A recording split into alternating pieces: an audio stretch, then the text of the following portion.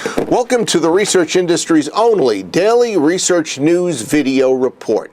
Research Business Daily Report, sponsored today and this week by USAMP, the Answer Network, offering technology solutions and survey respondents for both your consumer and business insights. It's been interesting in the past 18 months to watch social media companies gobbling up financially struggling startups whose sole purpose has been analysis of Pinterest, the red-hot new kid on the social media block. I think it probably generated interest and curiosity at Pinterest, but its owners were furiously focused on smoothing out potential problems with the service itself. Well, now it's safe to say that Pinterest is paying close attention to what the meaning of its content could be, because on Monday it acquired VisualGraph, an image recognition startup that analyzes images across the internet and also can uncover connections.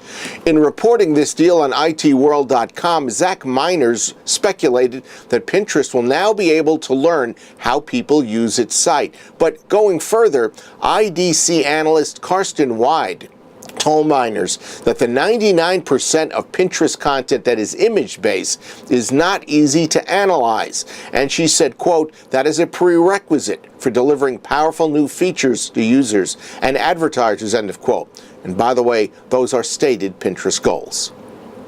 Moving on, my journalist-trained ears open extra wide and my brain moves to a slightly higher gear when I get the chance to listen to the thoughts of client market researchers who have decades of experience under their belt. A few months ago, I began following a new blog, which, by the way, is not something that I do every day. It's authored by C3 Centricity President Denyse Drummond-Dunn.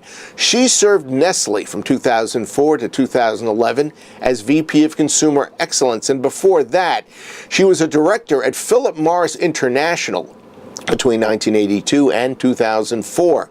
I took a closer look at her background, and it showed that at both marketing giants, she had been in the center of crucial marketing, research, and other consumer-focused collaborations.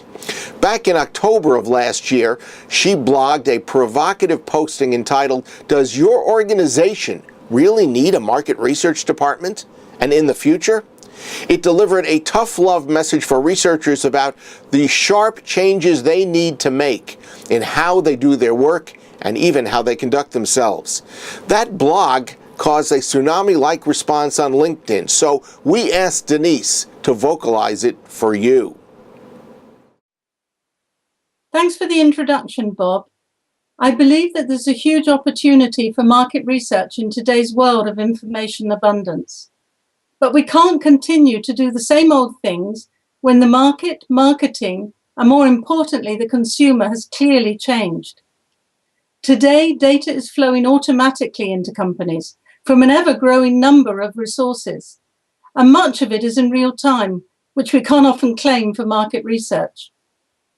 It's said that the typical large company has over 14,000 databases on average, but the information just sits around in IT storage systems, rarely getting reviewed or integrated for meaningful knowledge development.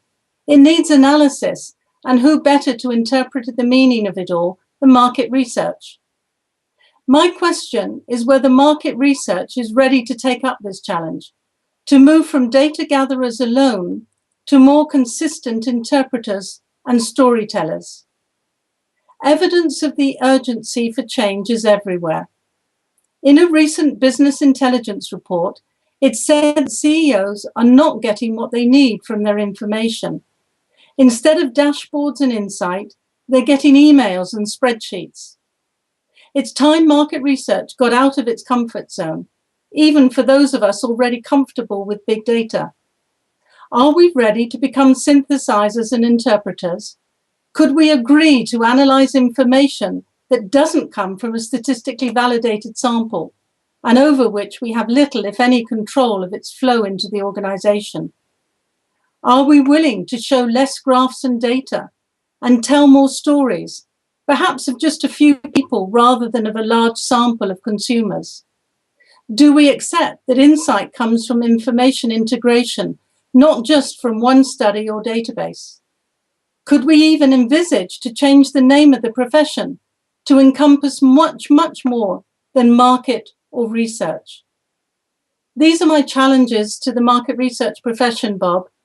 My name is Denyse Drummond-Dunn, and my time is up. Thanks, Denyse. By the way, she closed that blog with 8 fascinating questions about researchers' willingness and readiness to make those changes. You can find it at c3centricity.com, where, as I mentioned, I'm now following Denyse. That's your Research Business Daily Report, sponsored by USAMP, the Answer Network, offering technology solutions and survey respondents for both your consumer and business insights. We hope you have a great research day, and don't you dare not join us again right back here tomorrow.